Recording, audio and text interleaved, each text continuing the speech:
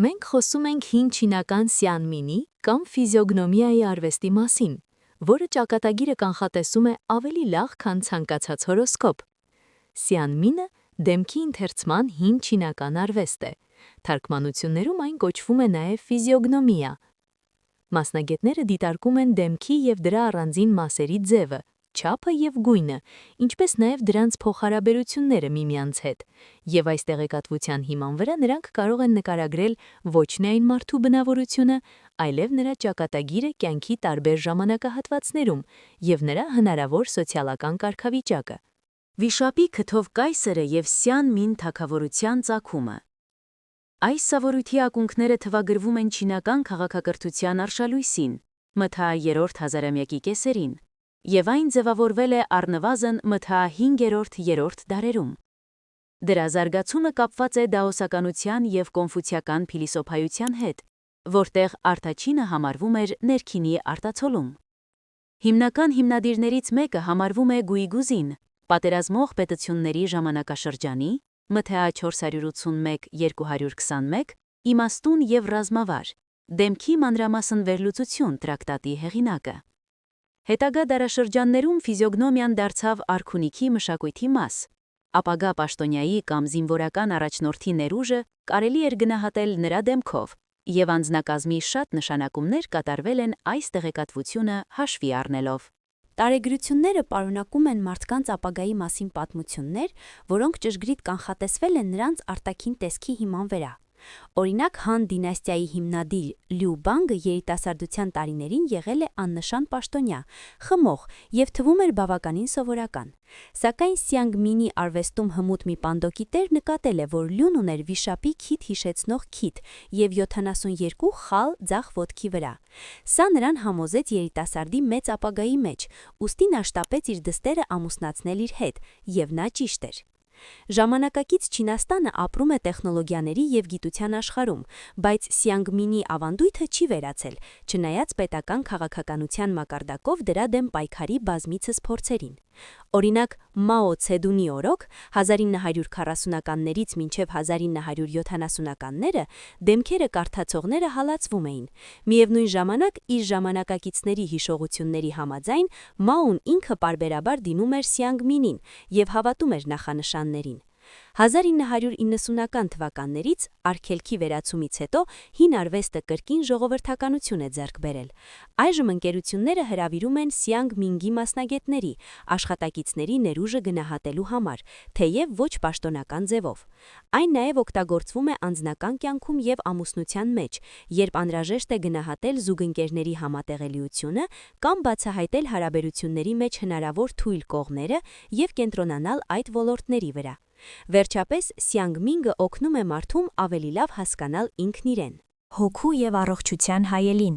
Ինչ կարելի է բացահայտել դեմքից Սյանմին համակարգում։ Սյանմինի հիմնական սկզբունքը հավասարակշռությունն ու համամասնությունն է։ Իդեալական դեմքը այն դեմքն է, որի դիմագծերը ներդաշնակ են միմյանց հետ։ Սյանմին վարպետները հատուկ ուշադրություն են դարձնում դեմքի 5 մասերին՝ հոնքերին, աչքերին, քթին, բերանին և ականջներին։ Դրանցից յուրաքանչյուրը ներկայացնում է կյանքի և բնավորության որոշակի կողմ։ Աչքերը համարվում են հոգու հայելին և արտացոլում են ինտելեկտն ու հուզականությունը։ Քիթը կենսունակության, չի, առողջության և որոշ չափով հարստության խորհրդանիշ է։ Ի վերջո, միայն առատ չի ունեցողները կկարողանան կուտակել բավարար հարստություն։ Հետաքրքիր է, որ Չինաստանում կարծում են, որ քիթը լիովին ձևավորվում է միայն 20 տարեկանում։ Ականջները կապված են երկարակեցության և իմաստության հետ։ Բերանը բացահայտում է հաղորդակցման հմտություններ և զգայականություն։ Հոնքերը բնավորության և կամքի ուժի ցուցանիշ են։ Ավելին, Սյանմին վարպետները դեմքը բաժանում են 3 գոտիների։ Վերին գոտի, երկինք, մազերի գծից մինչև հոնքեր։ Այն արտացոլում է ինտելեկտը, հավակնությունները և սոցիալական կարգավիճակը, ինչպես նաև բացահայտում է մարդու մանկությունն ու պատանեկությունը, մինչև մոտավորապես 30 տարեկան։ Այն հատկապես կարևոր է տղամարդկանց համար։ Միջին գոտի, տղամարդ, հոնքերից մինչև քթի ծայրը։ Սա հասունության շրջանն է, 31-ից մինչև 50 տարեկան։ Այն բացահայտում է բնավորությունը, կարիերան, առողջությունը և հարաբերությունները։ Եթե այս գոտին ներդաշնակ է և զերծ է սպիներից ու ծննդյան նշաններից, միջին տարիքում կարելի է ակնկալել կայունություն և հաջողություն բիզնեսում։ Ստորին գոտի, երկիր, քթից մինչև կզակ։ Այս գոտին պատասխանատու է կյանքի երկրորդ կեսի, 51 տարեկանից հետո, ինչպես նաև կամքի ուժի և նյութական բարեկեցության համար։ Այն նաև շատ կարևոր է կնոջ ապագան որոշելու համար, հատկապես հարաբերություններում։ Չինացիները նաև ունեն դեմքի մանրամասն տարիքային քարտեզներ։ Տեղացի ֆիզիոգնոմիստները դեմքը բաժանել են գրեթե 100 գոտիների, որոնցից յուրաքանչյուրը համապատասխանում է կյանքի որոշակի տարվա։ Օրինակ, հոնքերի միջև ընկած հատվածը յին-տան վկայում է առողջության մասին մոտավորապես 28 տարեկանում, մինչդեռ կզակի և ծնոտի ձևը կարող է կանխատեսել, թե ինչպես կապրի մարդը 60-70 տարեկանից հետո։ Կանացի և տղամարդու դեմքերի տարբերությունը Սյանմին ավանդական արվեստում տղամարդկանց և կանանց տարբեր կերպ էին վերաբերվում։ Այն հիմնված է յինի և յանգի փիլիսոփայական հայեցակարգի վրա։ Կանացի սկզբունքը պետք է լինի ավելի մեղմ և ավելի հեղուկ, յին, մինչդեռ տղամարդկային սկզբունքը պետք է լինի հաստատուն և վճռական, յանգ։ Այն, ինչ լավ է տղամարդու համար, կարող է բազմաթիվ խնդիրներ առաջացնել կանանց համար։ Հասարակությունը փոխվում է, բայց ընդհանուր առմամբ կարիերայի մասին մտածելիս, նույնիսկ կնոջ համար, արժե ուշադրություն դարձնել յանգ որակներին։ Մինչդեռ հարաբերություններում, որտեղ ճկունությունն ու կարեկցանքը կարևոր են, ավելի լավ է կենտրոնանալ յին որակների վրա։ Տղամարդու դեմքին ավելի շատ շեշտը դրվում է ուժի և կառուցվածքի վրա։ Օրինակ, գնահատվում են քառակուսի հզոր ծնոտը, կամքի ուժի և առաջնորդության նշան, բարձր և լայն ճակատը, խելք և փառասիրություն,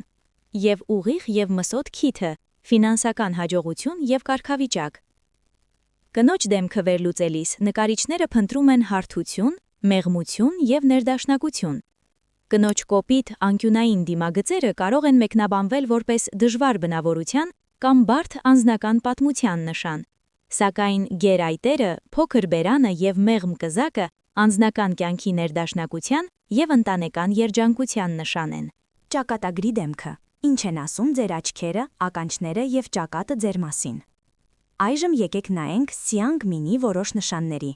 Նշում. Չինական համակարգում գեղեցկությունը չի նշանակում հաջողություն։ Չափազանց կատարյալ դիմագծերը կարող են նույնիսկ մեկնաբանվել որպես խնդրահարույց։ Ավելի կարևոր են ներդաշնակությունը և դեմքի կենսուրախ արտահայտությունը։ Ճակատը։ Լայն, հավասար և հարթ ճակատը համարվում է տղամարդու հաջող սկզբի նշան։ Կնոջ համար դա նաև ցույց է տալիս ինտելեկտ, բայց համարվում է անհաջող ամուսնության նախանշան։ Իսկական սեր գտնելու համար դուք կարող եք մի քանի անգամ ստիպված լինել փոխել զուգընկերոջը։ Սա ոչ լավ է, ոչ էլ վատ, բայց դուք պետք է աշխատեք հարաբերությունների վրա։ Եթե ձեր ճակատը պակաս բարձր է և ոչ շատ լայն, չինացիները դա համարում են լավ նշան։ Հաջողություն է սպասում ձեզ սիրային կյանքում։ Կնճիռները, խորը ծալքերը և ճակատի վրա մեծ մուգ խալերը մեկնաբանվում են որպես կյանքի հնարավոր խոչընդոտներ։ Ականջներ։ Եթե ականջների ծայրերը գտնվում են հոնքերի գծից վերև, դրանց տերը ունի ակնառու միտք և հավակնություններ։ Եթե ականջները ամուր են սեղմված գլխին, ապա ենթակաները կլսեն ձեզ, և ընդհանուր առմամբ սա շատ լավ նշան է։ Բարենպաստ են նաև լայն ականջի անցուղը, բավականաչափ մեծ, որպեսզի տեղավորվի մատը, և մսոտ ականջի բլթակները։ Ասում են նաև, որ մեծ ականջի բլթակներ ունեցող կանայք գտնում են շատ սեքսուալ ամուսիններ։ Քիթ։ Կլոր ծայրով և ոչ շատ մեծ քթանցքերով քիթը հաջողության և լավ ճակատագրի նշան է։ Մեծ քթի բացակայության դեպքում չես կարող մեծ ճակատագիր ակնկալել, ասում են չինացիները։ Որքան բարձր է քթի կամուրջը, այնքան բարձր է մարդու սոցիալական կարգավիճակը։ Բարձր և ուղիղ քիթը համարվում է հատկապես լավ տղամարդու համար։ Նա հաջողություն կունենա ամուսնության մեջ, լավատես կլինի և շատ ցի կունենա։ Սակայն կոր կամ ծուռ քիթը նշան է, որ հարաբերությունները կպահանջեն աշխատանք։ Այտեր։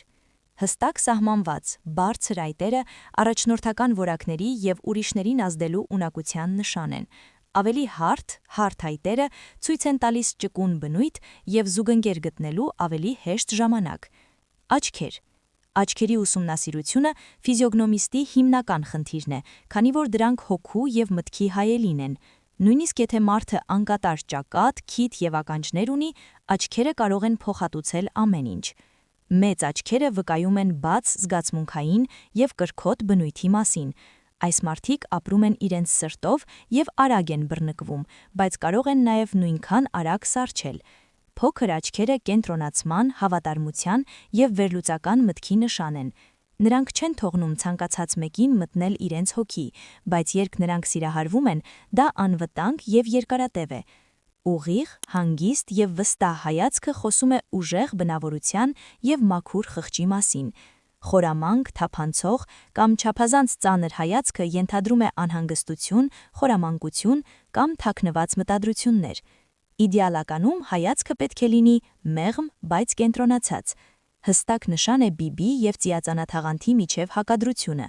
Հստակ սահմանը եւ պայծառ փայլը համարվում են կենսունակ ցիա, լավ առողջության եւ սուր մտքի նշան։ Մշուշոտ բիբը կամ մշուշոտ սպիտակը վկայում են ներքին հոգնածության կամ էներգիայի լճացման մասին։